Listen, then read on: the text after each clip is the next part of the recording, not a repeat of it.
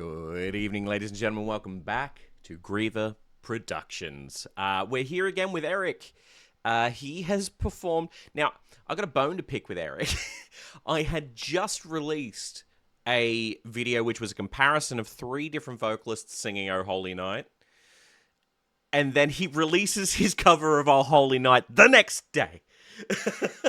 Oh, man. But here we are. It is Christmas time, so why not go and revisit the song? And let's see how he goes. I mean, look, we know that his voice is absolutely phenomenal, so we've got no qualms there. I'm interested to see how he does it. I'm interested to see, does he Ericize it? Does he make it, very much his own, or does he keep it a little bit more traditional, or does he do something with it like he did with House of the Rising Sun? Now, again, keen to see exactly how he does it, what he does with it. Before we begin with the video itself, thank you so much for watching. In the description below, we do have our merch store, as well as a link to our Discord, should you wish to join in the conversation there.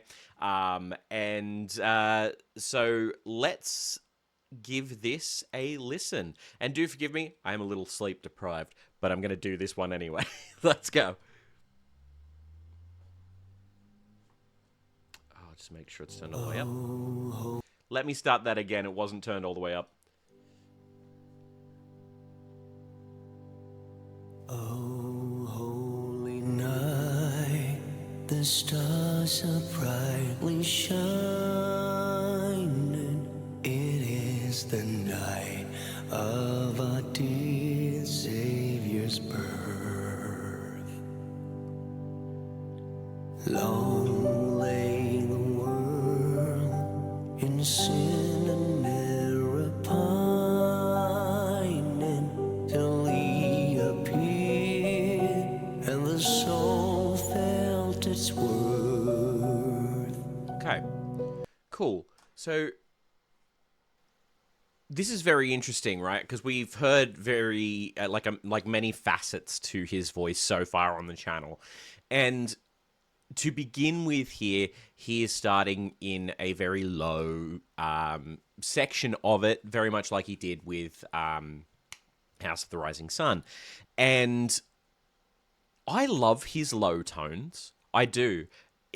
I feel like he is not as comfortable in his lower voice as he is with that kind of rock voice that he uses more predominantly. And I'm sure we will hear that. But I just want to point out that how much I actually really enjoy the somber sort of tone and sound that comes out when he's doing his lower stuff. Soul felt its worth, a thrill of hope. The weary world rejoices, for yonder breaks a new and glorious morn. Fall on your knees, oh, hear the angel voices, oh, night divine, oh, night when Christ was born, oh, night divine, oh, night divine. Cool. So let me take a little bit of a moment here and kind of express how much, express what kind of goes into this sort of singing, right? So singing in this part of the voice is actually quite interesting, as when it comes to the voice, there's kind of like, the way that I break it up, right, and the way that I kind of explain it is that you kind of have the 3 registers. You've got your chest voice, you've got your mixed voice, and your head voice or falsetto. And a lot of people will kind of go between the two, between the three, right? And what tends to happen is, especially when you've got a rock singer like this who is more used to singing in that mid voice, singing lower can actually be quite difficult. Now, not to say that he's finding it difficult, that's not what I mean at all. But some singers can find it difficult to be in that section of the voice when it's less practiced. So basically we've got this amazing vocalist who loves that mixed voice, loves that mixed tone, doing that lower stuff because, you know, it of the sound. It's all the choice that he is making to have that lower tonality and timbre. And it can actually be quite difficult for some people to sing in that lower register when they're practicing other things, like practicing all of the higher notes. In fact, it takes a lot of people think that singing lower notes is just as is easier than singing the higher notes. And in a lot of cases, it's not true. Because when you're singing those lower notes, right, if you're not giving them sufficient support and, that support from the core that the higher notes get, then they kind of become wispy and just almost get lost entirely and become too breathy. And that's definitely not an effect you want. And he's doing a fantastic job of staying in that section of the voice and maintaining just a beautiful tone the whole way through. And I really appreciate it. I think it's something that that we can really reflect on. Especially if you are learning to sing, these are certain things to keep in mind when going through. And he's a master of it. He's a master of being able to swap through those three registers. There's no doubt about that. Truly taught us to love one another. His law is love, and his gospel is peace. Case in point, you can tell that he is more comfortable here, right? I love this part of his voice. I think it's just phenomenal. But he's proven time and time again he can do all of it. He's got it. Chains he shall break, for the slave is our brother, and in his name all oppression shall cease. Sweet hymns of joy in grateful chorus raise we, let all within us praise his holy name. Christ is the Lord, the name forever praise we know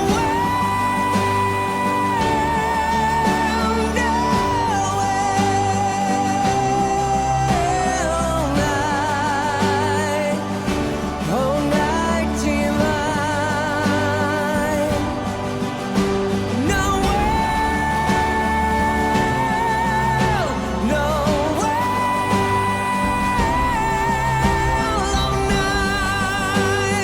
all night divine.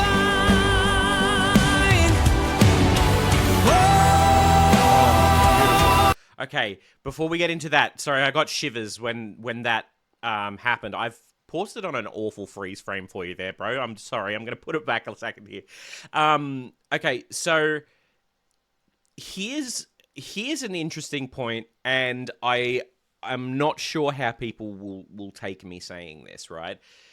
I feel like this version, in comparison to the other three that I did the comparison of, has more raw emotion. Not necessarily more emotion, but definitely more raw emotion.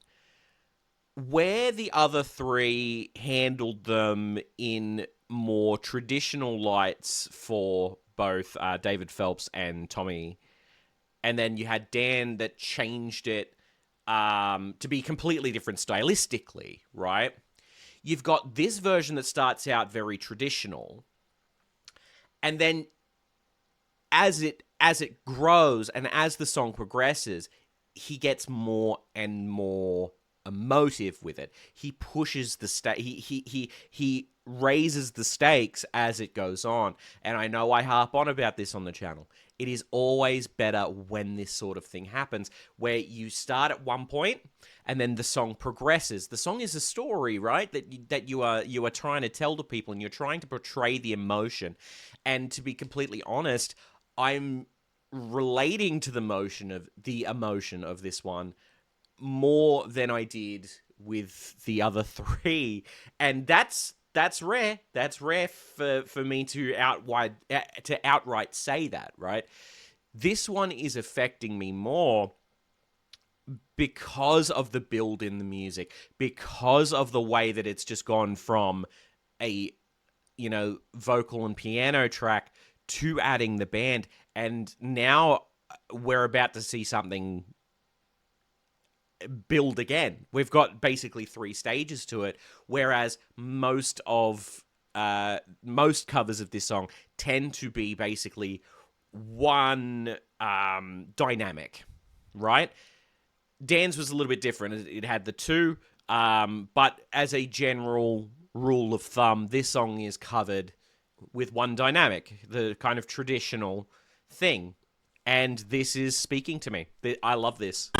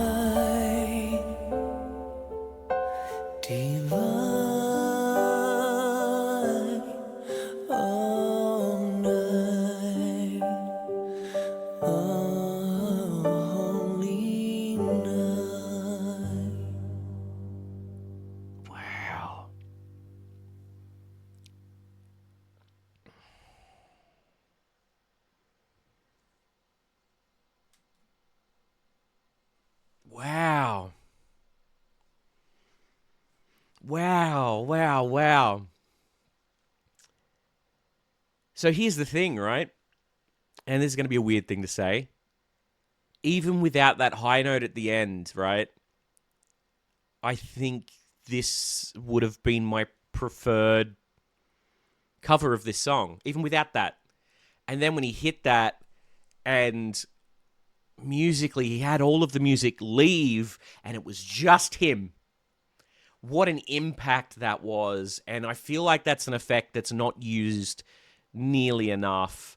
Having said this, you don't obviously want to oversaturate with that effect, but wow, God, the pipes on this man, honestly, to be able to sing the way that he does, and do the things that he does, I am just over the moon impressed. This is how you cover a song.